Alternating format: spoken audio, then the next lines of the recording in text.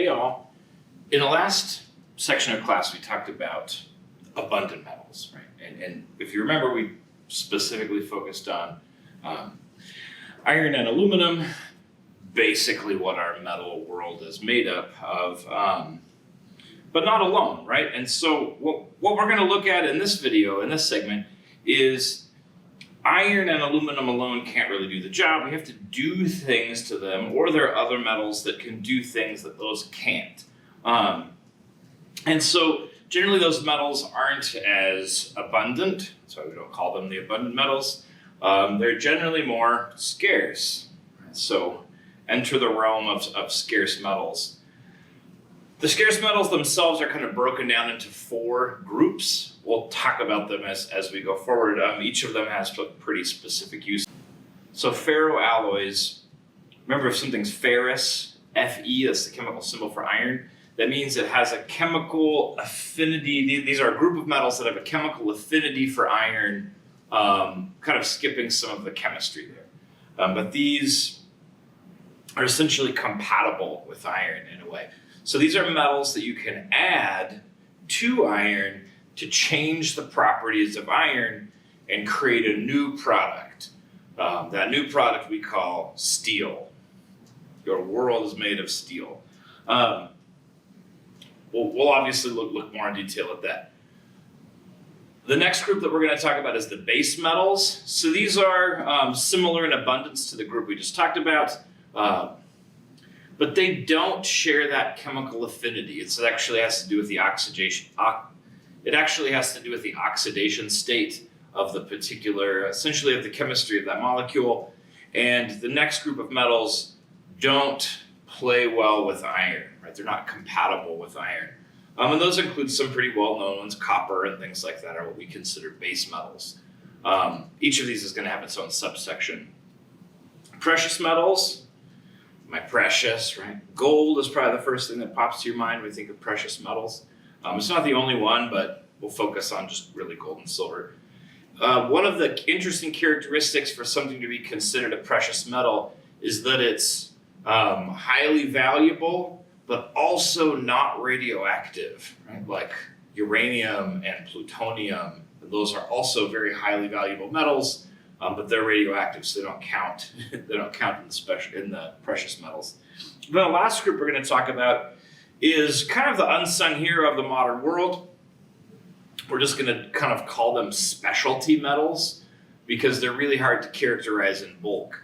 So these are metals that have very distinct properties that can make them useful for very specific things. Our rare earth elements is a big group of these metals. We'll talk about those a lot. Rare earth elements really kind of make the world go round, at least in the modern world. So generally when we look at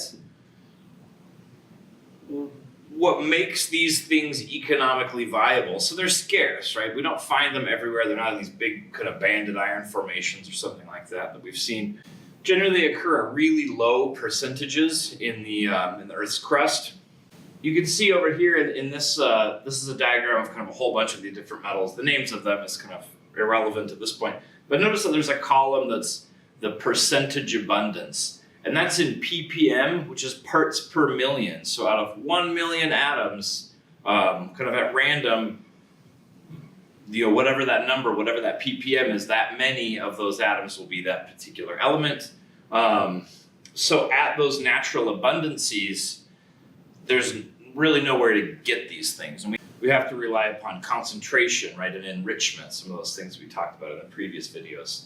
For the more precious metals, once you're at about 25 times the natural concentration, then you start to become an economic resource, meaning all of the money that you spent to go in and pull that rock out of the ground and turn it into a metal, that is less than you can actually sell the metal for, if that makes sense. Kind of the economy of the whole thing. Some metals that aren't quite worth as much may have to be enriched like up to 1,000 times their natural concentrations. So enrichment is the key, right? We talked about developing ore and all of those things. So for extracting this group of metals, there's really kind of 2 general types, kind of ways that we get this metal.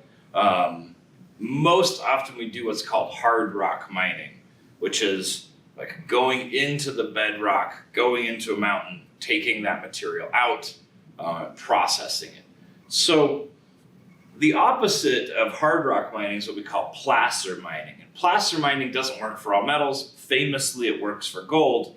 And this is when that metal, as kind of erosion is going on and wearing down the mountains in the area, the gold and other metals as well will actually kind of wash down the rivers and streams and end up in these stream basins or stream valleys, right? So erosion and transportation has concentrated those metals. That's what we call placer mining. If you're mining those gravels and those sands, rather than kind of digging into the hard rock and pulling the metal out, which would be hard rock mining. So in the first case, hard rock mining, you can see here, this is a pretty generalized diagram of a hard rock mine. So the important things you can see is that there's this mine shaft, right? This vertical mine shaft, which has the head frame up on top. Sometimes you'll see that in this kind of old, abandoned ghost towns. We go down that shaft, and then you go over essentially in a tunnel. And at that point, you get to the ore body. And in this diagram, the ore body is shown as this kind of darker gray kind of zone that you can see. There's waste product produced. You can see there's a mine adit, which is a horizontal tunnel. It goes over where they're pulling waste material out and piling that up as mine tailings. But again, this is all generally hard rock mining, and most mining kind of happens this way, right? We don't mine placer. Well, we do mine placer, but we don't mine it as often in very large scales. But again, there are some exceptions to that. So we're pulling rock out. So we've got a bunch of rocks that may have, let's pick on, we'll pick on gold, right? So let's say this rock is 3% gold. So what we have to do at that point is that 3% is usually kind of distributed through that rock, or it might be in little veins or something like that.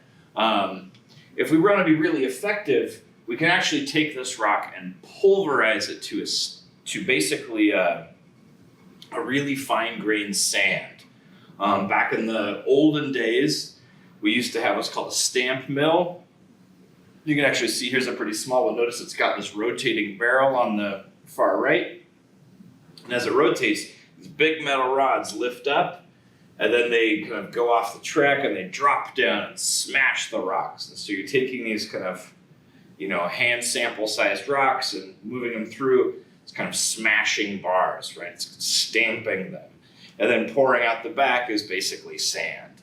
And you could run it through, multiple times. This is a huge one. This is actually up in Butte, Montana. If you've ever been to Butte, this is up in the kind of old town right near the Berkeley Pit area where they had the copper mine. This thing's massive, and they actually have kind of concerts, and they have events up here now. They've beautified it, but you can see again the wheel on the side, and this is just a massive, massive stamp mill up there. It works a little bit differently today, right? We have kind of more sophisticated crushing means, but at the end of the day, still that's what we do, right? If we think about mining, kind of present day mining in Idaho, you're pulling this ore out that's got gold in it or some other metals. We take that ore in bulk and actually turn it into basically sand, right? I mean, you can see here, this is gold ore from Idaho. Before it's been processed, it doesn't actually look like much, right? So this notion of, a guy with a leather hat and his burro holding up a gold nugget running around, first of all, that's placer mining anyway. But that's not really how gold mining looks in the modern world. It hasn't looked for a long time. Speaking of that miner with his hat and his donkey and his gold pan, you can see here's a modern equivalent of that. There's plenty of places you can do this in Idaho. A lot of people do it recreationally. You can go up, especially near Idaho City or even farther north, and you can go buy some gold pans. They're about 10 or 15 bucks a piece. If you kind of practice and you have some idea of how gold kind of works in rivers, you can go and find some. And people do it all the time. My father-in-law has a little mining claim, and he He does some gold mining. He always wants me to go out there, and I've been trying to avoid that. This is placer mining in kind of its most serene. This isn't going to obviously work at an industrial scale. So placer mining, I mentioned we do industrially. And actually really some of the first environmental laws that ever came into existence in the United States had to do with placer mining, because you can imagine it's fairly destructive. So one of the things that we commonly do is we'll take something like a dredge. This is up at the Yankee Fork near Stanley, Idaho. And essentially this is like a floating digger, and it digs out all of the sands and gravels and everything from a floodplain, and processes that, runs water through it, and hopefully pulls out the gold. It's massively destructive. So the way that a dredge like this works is you see all these kind of almost like buckets here, similar to a bucket excavator. And it's just slowly digging sands and gravels. Those are going into the dredge itself and getting separated by water. And then at the back of the dredge, they're just dumping gravels in these piles. And so as the dredge moves on, it's digging up the stream, digging up the environment, and behind that leaving just these very uniform piles of gravels. And like I said, that's incredibly destructive. I mean, you can see this almost everywhere when you go up near Idaho City. That place, dredged the hell out of it.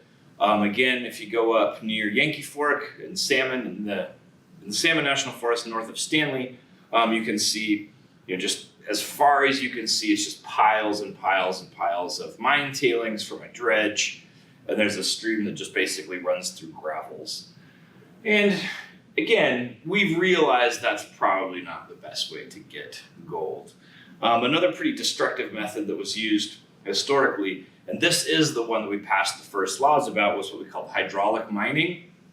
And you can see here's an illustration of this happening back in the good old days. Basically, we've got a massive jet of water, and we would just spray it on a hill slope and just wash the entire hill slope down. Kind of hopefully using some of the other placer techniques to pull the gold out of that stuff that was washing down the hill. Pretty destructive. They actually did a bunch of it up near Idaho City. Again, it's back kind of by the high school. If you know your way around Idaho City, you get to the town, you drive kind of back there, you can see there's just these exposed cliffs that have just been washed clean by the hydro mining. And also in Idaho City, there's a pond kind of right off of the main highway, and they have one of these hydro guns that's been turned into a fountain which squirts into the pond. So you can actually go see one of the ones left over from that mining operation. So just kind of in summary, we're talking about scarce metals. The first group we're going to talk about is actually base metals next. But remember, hard rock mining, placer mining, Idaho's history, and all of that. Okay, well, I'll see you in the next clip.